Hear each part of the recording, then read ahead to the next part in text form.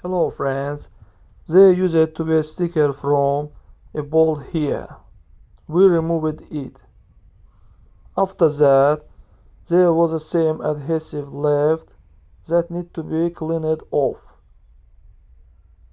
We will remove it with solvent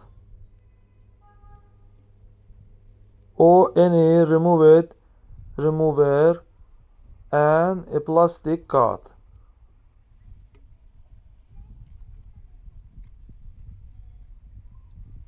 This card.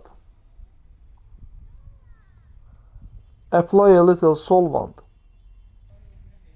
Wait a while. And then clean it off with a plastic card.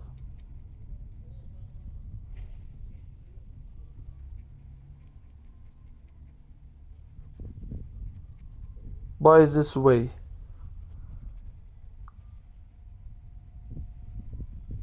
That's all guys. Subscribe to our channel, put like, and don't forget to put a bell so as not miss new video on the channel.